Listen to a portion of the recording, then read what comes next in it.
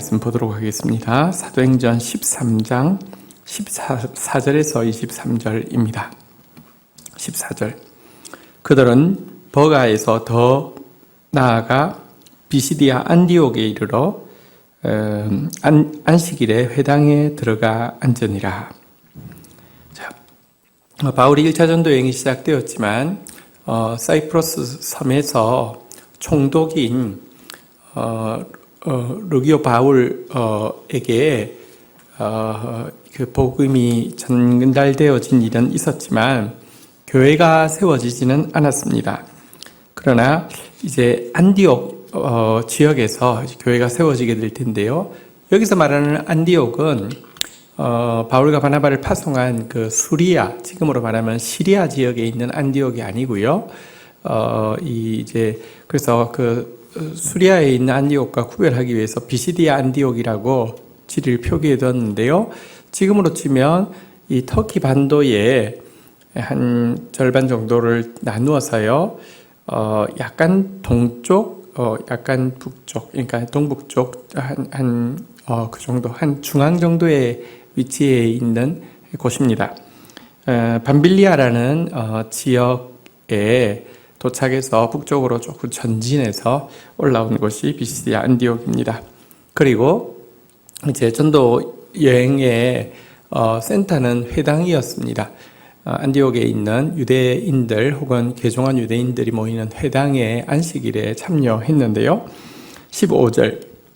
율법과 선지자의 글을 읽은 후에 회당장들이 사람을 보내어 물어 이르되 형제들아 만일 백성에게 권할 말이 있거든 말하라 하니. 근데 우연찮게 설교할 기회를 회당장으로부터 얻게 된 것입니다. 아무래도 이들은 이제 그 예루살렘으로부터 많이 떨어져 있는 그 곳 사람들이고요. 아무래도 저쪽 수리아 지역 또 혹은 또 예루살렘 지역에서 온 유대인이기 때문에 어떤 무슨 하실 말씀이 있냐고 이렇게 된 것입니다. 자, 이렇게 해서 설교가 시작되어집니다. 16절입니다. 바울이 일어나 손짓하며 말하되 이스라엘 사람들과 및 하나님을 경외하는 사람들아 들으라. 유대인들과 개종한 유대인들, 하나님 경외하는 유대교인들, 그 이방인들에게 선언하기 시작합니다. 17절.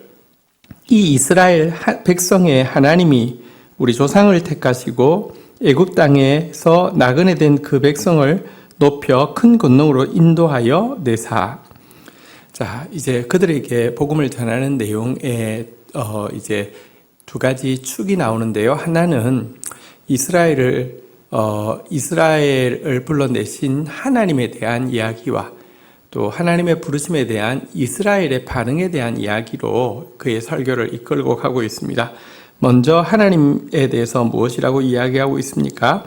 조상들을 택하셨다라고 이야기합니다. 아브라함 때에 하나님께서 그를 택하여 자기 백성으로 삼으시고 내가 이 언약을 지키겠다고 말씀하신 분이시죠. 그리고 애굽 땅에서 나그네 된 그 백성을 높여 큰 권능으로 인도하여 내사. 그리고 때가 되자 이 모세를 보내셔서 애굽 땅에서 이스라엘 백성들을 구출해내는 일을 하신 하나님이시다. 언약을 주셔서 택하시고 언약을 주시고 또 구원해 내신 하나님이다. 이렇게 소개를 하고요. 18절. 광야에서 약 40년간 그들의 소행을 참으시고 여기에 보면 그런데 이스라엘 백성들은 그 하나님께 어떠했느냐? 사실은 이제 택함 받았지만 모세를 통하여서 이제 출애굽하기 전까지는 어떤 단일한 정체성을 가지고 있지 못했죠. 그렇지만 출애굽을 나서부터는 이제 이스라엘 민족 그리고 또 이제 가나안 땅에 가면 국가를 형성하게 되는데요. 이 그들의 초창기부터 그들이 한 일은 40년 동안이나 하나님을 진노케 하는 일을 했던 일이 그들이 한 일이었고요. 그러니까 첫 출발부터 하나님 진노케 하는 행위를 했다라고 이야기를 하고 있고요. 그리고 이것에 대해서 하나님은 첫 출발부터 참아주셨다라고 이야기하고 있는 내용입니다. 19절 한번 보도록 하겠습니다. 가나안 땅 7 족속을 멸하사 그 땅을 기업으로 주시기까지 450년간이라. 그럼에도 불구하고 하나님은 그들을 참으시고 여호수아를 통하여서 가나안 땅에 들어와서 가나안 땅을 차지하게 하셨고요. 그래서 이제 이곳에서 이스라엘 백성들이 정착할 수 있도록 하나님께서 허락해 주셨습니다. 여러분, 이들이 이 땅에 들어올 때까지, 그래서 그 땅을 차지할 때까지가 사실은 이제 그 이집트로 들어간 때로부터 이제 계산을 하게 되면 450년인데요. 이 기나긴 시간 동안 하나님은 한 번도 그의 언약을 잊지 않으시고 이루어 주신 신실하신 분이심을 또 보여주고 있습니다. 자, 그런데요, 20절부터 또 그 이후에 이스라엘의 역사 이야기를 계속하네요. 그 후에 선지자 사무엘 때까지 사사를 주셨더니, 자, 이스라엘에 들어와서 가나안 땅을 차지한 이스라엘 백성들은 들어와서도요 끊임없이 행한 일은 우상 숭배였습니다. 범죄였습니다. 광야에서만 우상 숭배하고 원망한 것이 아니라 가나안 땅에 들어와서도 끊임없이 우상 숭배하고 범죄하였고요. 그것으로 말미암아 또 이방의 압제를 스스로 초래하였는데요. 그때마다 하나님은 마지막 사사라고 할 수 있는 사무엘 때까지 사사들을 일으키셔서 또 이스라엘을 건져주시고 또 바른 길로 인도해 주시고 하셨던 내용을 기록하고 있습니다. 21절입니다. 그 후에 그들이 왕을 구하거늘 하나님이 베냐민 지파 사람 기스의 아들 사울을 40년간 주셨다가, 자, 그런데도 이스라엘 백성들은 이 사사가 시기가 계속 됨에도 불구하고, 다시 말하면 범죄함으로 말미암아 압제당하다가 부르짖으면 사사를 세워 구원하시고, 이 사이클이 6번 이렇게 계속 되지만 7번 또 범죄하는 그런 모습이 사사 시기의 모습인데요. 하나님은 끊임없이 건져주셨지만 그들의 결론은 회개가 아니라, 그들의 결론은 다른 나라와 같은 왕이 없기 때문에 자기 나라 꼴이 이렇다라고 결정 내리고 하나님 앞에 우리도 왕 세워달라고 이야기하게 되었습니다. 왕과 사사는 결정적으로 차이가 몇 가지 있는데요. 사사란 사실은 신분, 혈통과 상관없이 하나님이 세우시면 사사가 됩니다. 그러다 보니까 사사가 세습이 되고 이런 경우는 없습니다.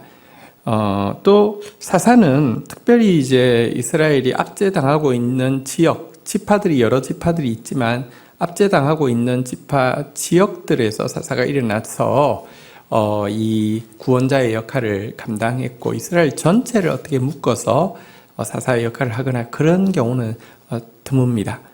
여기에 비해서 그들은 이제 왕을 달라고 한 것인데요. 왕은 무엇이냐고 하면 세습이 되는 것이잖아요. 한번 세우고 나면 그냥 이제 세습이 되는 것이고요. 또 모든 지파를 이제 통일해 가지고 힘을, 세력을 가지고 뭔가를 할 수 있는 이런 왕이 없기 때문이다라고 문제에 대한 진단을 하고, 왕만 주시면 된다라고 하나님 앞에 구하게 되었는데요.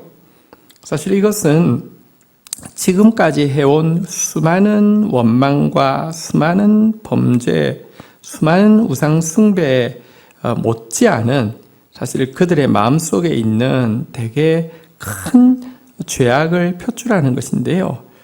이제 왕이 세워지고 나면 하나님 이제 개입 안 하셔도 된다는 것이죠. 하나님이 필요 없고 왕이 있으면 된다는 것입니다. 왕이 통치하면 된다는 것입니다. 하나님이 세울 필요도 없고, 왕이 좋은 왕이 세워지고 나면 그 자손들이 쭉 이렇게 다스리면 된다라고 이야기하면서 하나님이 우리 역사 속에 들어와 있는 것이 불편합니다. 귀찮습니다. 하나님만 없고 왕만 있으면 됩니다. 이렇게 사실은 요구하는 것이었죠.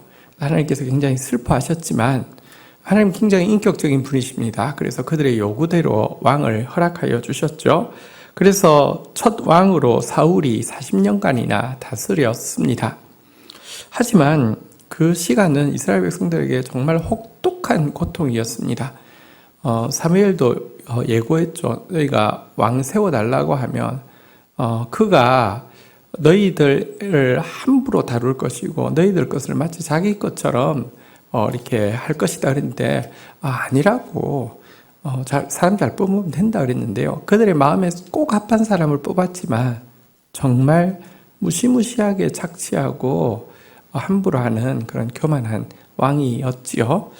자, 그런데요, 그 악정이 쌓이고 쌓여서 이 블레셋과의 전쟁에서 패하고 죽임을 당하게 되자 22절 패하시고 다윗을 왕으로 세우시고 증언하여 이르시되 내가 이새의 아들 다윗을 만나니 내 마음에 맞는 사람이라 내 뜻을 다 이루리라 하시더니 하나님께서 이제 다윗을 택하셨고요. 택하셨다고 해서 바로 왕이 된 것은 아니죠. 하나님 또 쿠데타를 일으키게 하신 것도 아닙니다. 끝없는 그 사울의 박해 가운데서 참고 인내하고 또 자기가 준비되어지게 하셨고요. 때가 되면 사울이 블레셋에 패하여 스스로 자살하여서 끝나고 나서 그가 이제 왕위를 차지하게 하셨는데요. 다윗을 하나님께서 직접 세운 이유는 무엇이냐?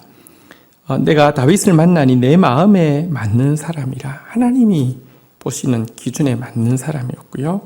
내 뜻을 다 이루리라.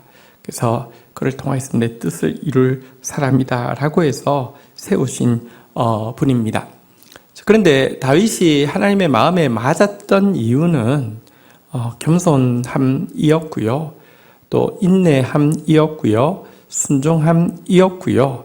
그리고 무엇보다도 사실은 예수 그리스도의 예표요, 예언되어진 대로 예수 그리스도의 조상이 될 유다 지파였기 때문입니다. 그리고 바로 이 예수님의 예표가 되는 다윗을 통하여서 23절 하나님이 약속하신 대로 이 사람의 후손에서 이스라엘을 위하여 구주를 세우셨으니 곧 예수라. 그리고 바로 그를 통하여서 예수께서 이 땅에 태어나시게 되었다라고 이야기하면서 이제 이들에게 유대인들과 유대교로 개종한 이방인들에게 유대교에서 그렇게 기다려온 메시아 예수에 대한 이야기를 이제 시작을 하는 내용까지 오늘 보게 되었습니다. 역사를 정리하면 인간은 하나님을 향해서 반역한 것밖에 없고요. 원망하고 범죄하고 우상 숭배하고 하나님을 내어 쫓은 것밖에 없고요. 하나님은 우리를 택하시고 언약을 이루시고 우리를 구원하여 주시고 우리에게 약속을 이루어 주신 것밖에 없습니다. 그리고 인간이 택한 왕은 우리 모두에게 얼마나 큰 고통을 주는지를 사실은 보여준 것이라고 하면 하나님의 마음에 합한 그 왕 다윗과 또 다윗의 후손으로 오실 예수 그리스도, 이것이 얼마나 귀한 선물이고 얼마나 온전한 구원을 주는지를 보여주는 것이 성경 역사라고 할 수 있습니다. 사실 역사는 우리에게 다윗의 자손으로 오신 예수 그리스도가 참된 왕이고 참된 구원자임을 깨닫게 하고요. 그리고 바로 우리 가운데 이런 깨달음이 이제 인간의 왕으로 되어지지 않는다는 깨달음이 사실은 참된 왕을 모실 수 있는 준비를 하게 하는 것입니다. 그래서 인간의 왕은 되어지지 않고 하나님이 보내시는 왕이 우리를 구원할 수 있다는 깨달음과 또 그 왕을 맞이할 수 있는 준비 과정이 구속사적인 관점에서 볼 때 인류의 역사라고 할 수 있습니다. 오늘도 우리가 반역한 이스라엘의 모습이 아니라 또 하나님의 마음에 합하여서 하나님의 일을 맡길 만한 다윗 같은 존재로 또 세워질 수 있기를 바라고, 우리에게 반역한 우리에게 주신 가장 귀한 선물 예수 그리스도, 유일한 우리의 왕이신 예수 그리스도를 높이는 하루가 되기를 축복합니다. 주신 말씀 붙잡고 기도하며 나가도록 하겠습니다. 하나님 감사합니다. 이 아침에 또 바울의 설교를 듣습니다. 하나님, 우리를 택하신 분이 하나님이시고 인도하여 내신 분이 하나님이시고 또 구원하시고 언약을 이루어 주신 분이 하나님이십니다. 또 이 과정에서 무수한 반역과 무수한 범죄에도 불구하고 참아주신 분이 하나님이시고 끊임없는 반역과 또 패배 속에서도 건져내 주신 분이 하나님이심을 고백합니다. 주님, 이 같은 수많은 실패를 겪었음에도 불구하고 내가 스스로 왕이 되거나 또 누군가 인간 왕이 구원할 수 있다라고 착각하는 오류에서 우리를 건져주시며 참된 구원자여 왕은 예수님밖에 없음을 고백하게 하여 주시고 그분을 겸손히 맞이하고 영접할 수 있는 자로 오늘도 우리의 온 마음을 주님을 향해서 열고 순종하는 자로 설 수 있도록 은총을 베풀어 주시기를 간절히 간구하고 소원합니다. 우리의 왕이 되어주셔서 감사합니다. 우리의 구원자가 되어주셔서 감사합니다. 누추하고 냄새나는 우리의 마음 가운데 들어와 주셔서 감사합니다. 주님 순종하는 하루가 되겠습니다. 주님을 찬양합니다. 예수 그리스도의 이름으로 기도 올립니다. 아멘.